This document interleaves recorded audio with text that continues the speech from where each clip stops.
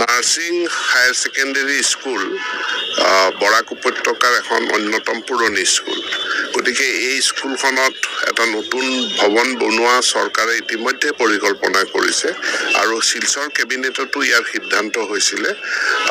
ইতিমধ্যে আঁচনিটো প্ৰায় 7.5 কোটি টকাত অনুমোদন জনাইছে অসম চৰকাৰে।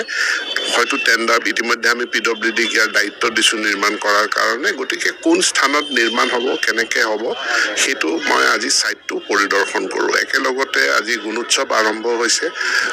এইটো আমাৰ 3rd ফেজ আৰু মানে লাষ্ট ফেজ। এই লাষ্ট ফেজত প্ৰায় 10 লাখ ছাত্ৰ ছাত্ৰীৰ গুণোৎসৱৰ মূল্যায়ন হ'ব।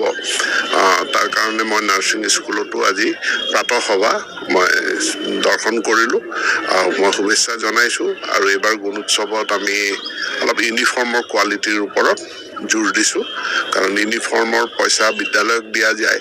গতিকে যিটো স্পেচিফিকেশ্যন দিয়া যায় সেইটোৰ ভিতৰতে যাতে তেওঁলোকে ইউনিফৰ্মসমূহ ক্ৰয় কৰে আৰু ইউনিফৰ্মৰ ৰেণ্ডম লেবৰেটৰী টেষ্ট হ'ব মেটেৰিয়েলটোৰ। নিশ্চিত হবে, কাৰণ এইটো দেখা যায় তেওঁলোকে যদি অলপ প্ৰচেষ্টা চলায় যে ৰিটেইল প্ৰাইচৰ লগত যদি আপুনি মিলাব যায় নিমিলে।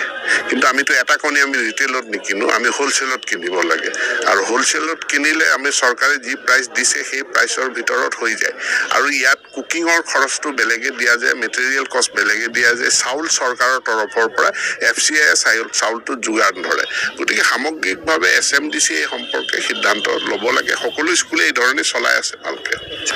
টেলি ক্লাছৰুম দিয়া হৈছে, স্মাৰ্ট ক্লাছৰুম দিয়া হৈছে আৰু বিশেষকৈ কেতিয়াবা কোনো বিষয়ত শিক্ষক উপস্থিত থাকিব নোৱাৰিলে, এবচেণ্ট থাকিলে বা টিচাৰৰ শ্বৰ্টেজ থাকিলে আমাৰ এই টেলি এডুকেশ্যন বা স্মাৰ্ট ক্লাছৰুমৰ পৰা তেওঁলোকে যাতে ছাত্ৰ ছাত্ৰী উপকৃত হয়।